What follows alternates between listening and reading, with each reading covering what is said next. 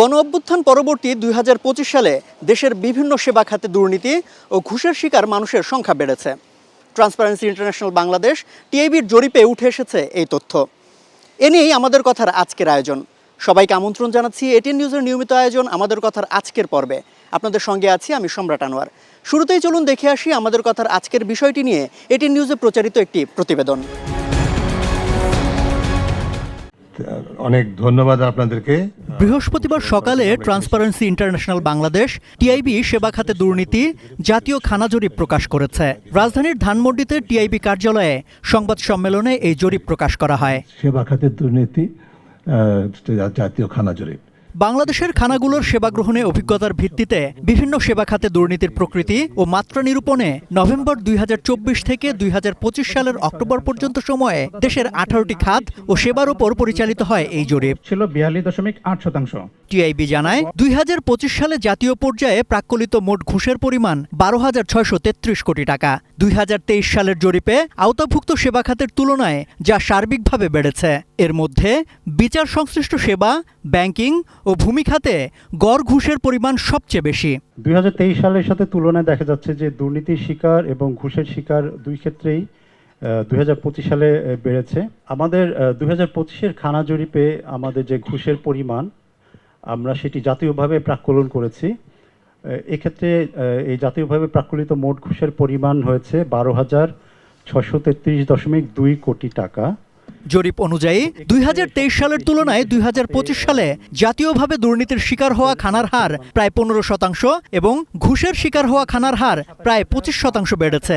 আগের জরিপের মতো এবারও পাসপোর্ট ও বাংলাদেশ সড়ক পরিবহন কর্তৃপক্ষ বিআরটিএ থেকে সেবা নিতে গিয়ে সবচেয়ে বেশি মানুষ দুর্নীতি ও ঘুষ প্রদানের শিকার হয়েছেন। যারা দুর্নীতি করে তাদেরকে এমনকি পুরস্কৃত করা হয়, এটা উত্তরদাতারা বলেছেন। টিআইবির পর্যবেক্ষণে দেখা যায় আইন শৃঙ্খলা রক্ষাকারী বাহিনী ও বিচার সংশ্লিষ্ট সেবায় দুর্নীতি ও ঘুষের উচ্চ হার এখনও অব্যাহত আছে, যা সাধারণ মানুষের ন্যায় বিচার পাওয়ার ক্ষেত্রে বড় বাধা হিসেবে কাজ করছে। একই সঙ্গে কৃষি, স্থানীয় সরকার, ভূমি, শিক্ষা, স্বাস্থ্যের মতো জনগুরুত্বপূর্ণ খাতেও দুর্নীতি ও ঘুষের প্রবণতা বেড়েছে বা আগের মতোই রয়ে গেছে। ঘুষের শিকার হওয়ার হার শহরাঞ্চলের তুলনায় গ্রামাঞ্চলে বেশি। এত ভালোবাসত এই যে ডিজিটাল সেবাটা আমরা প্রচলন করতে পারিনি, তারই কিন্তু প্রতিফল হচ্ছে যে এই যে এই দেশের মানুষ যারা সেবা গ্রহীতা তাদের ৮১.৬% কোনো না কোনো খাতে দুর্নীতির শিকার হয়েছে। দুর্নীতির প্রতিকার ও প্রতিরোধে দুদককে আরও কার্যকরী করা, দুর্নীতিবাজদের বিরুদ্ধে আইনানুগ ব্যবস্থা নেওয়া, ডিজিটাল লিটারেসি বাড়ানো সহ ১০ দফা সুপারিশ করেছে টিআইবি। দুদকের উপর কিন্তু ওই পর্যায়ে আস্থা তৈরি হয় নাই। এই ধরনের বিষয়গুলো আমরা মনে করি যে সরকার এবং দুদকের জন্য অত্যন্ত গুরুত্বপূর্ণ ইঙ্গিত দেয় যে তাদের এই প্রতিষ্ঠানটিকে কার্যকর করতে হবে এবং প্রতিষ্ঠানের দক্ষতা বাড়াতে হবে, প্রতিষ্ঠানের উপর মানুষের আস্থা সৃষ্টি করতে হবে। সম্রাট আনোয়ার, এটিএন নিউজ, ঢাকা। ধন্যবাদ আপনাকে। প্রতিবেদনটি দেখলাম, এবার শুনবো সাধারণ মানুষের ভাবনা।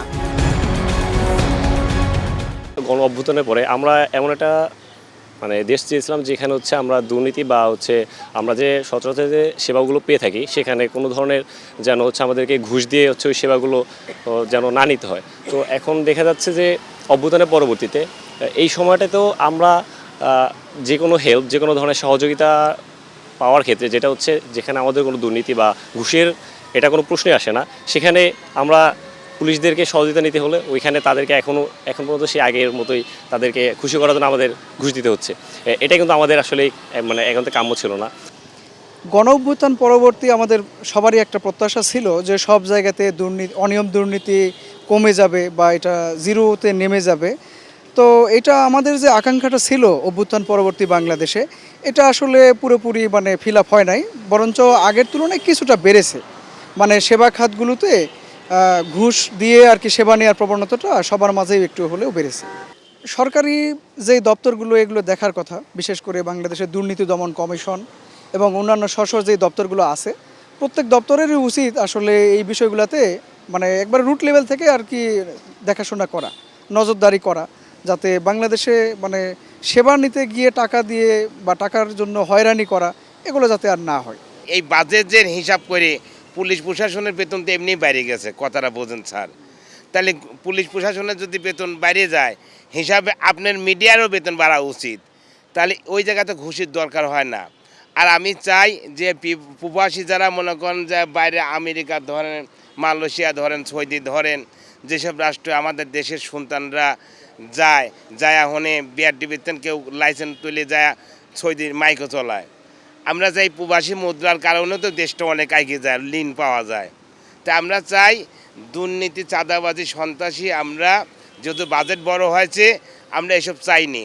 আমরা যখন চেয়ারে বসি তখন যদি আমরা আমাদের জায়গায় সৎ থাকি, যে চেয়ারে বসে সে যদি তার জায়গায় সৎ থাকে, খুব অনেস্টির সাথে কাজ করে, তাহলে আমার মনে হয় না যে পরবর্তী গভর্নমেন্ট যদি চেঞ্জ হয় বা আমার যদি কোনো কারণে এই চেয়ার না থাকে কালকে, তাহলে খুব একটা ট্রাবলের মুখে আমাকে পড়তে হবে। কিন্তু আমাদের সবারই টেন্ডেন্সি থাকে এরকম যে আমি চেয়ারে আছি এবং this is the last time for mine, এবং ওই কারণে আমরা অতিরিক্ত পরিমাণ করে ফেলি। মানে আমার মনে হয় দুর্নীতির শিকার হয় আরও বেশি চেয়ারটা।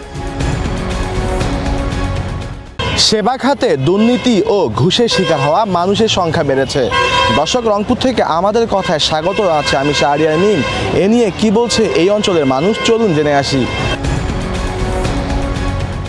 আমি একটা কথাই বলবো সবাইকে, যে এই জন্য দেশের মানুষকে সচেতন হতে হবে। দেশের মানুষ যদি সচেতন না হয় তাহলে আমাদের কিন্তু ঠিক হবে না। আমরা আগে নিজেদেরকে ঠিক করতে হবে যে আমরা ঘুষ দেব না, ঠিক আছে?